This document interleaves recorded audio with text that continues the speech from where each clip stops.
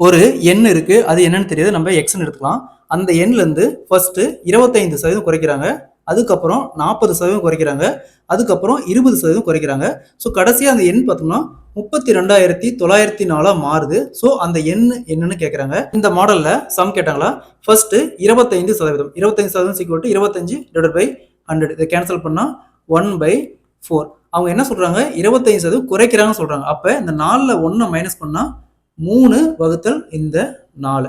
So அதே மாதிரி இங்க பாருங்க 40%. அப்ப 2/5 கேன்சல் பண்ணா 2/5. அவங்க 40% குறைக்கிறதா சொல்றாங்க. அப்ப இந்த 5ல 2 போச்சுன்னா 3 வகுத்தல் இந்த 5. நெக்ஸ்ட் 20%.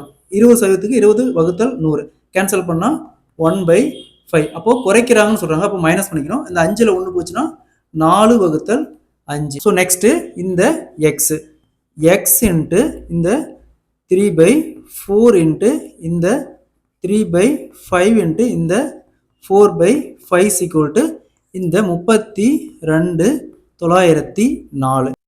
இதை சால்வ் பண்ணா 91,400. அந்த எண் பார்த்தோம்னா 91,400.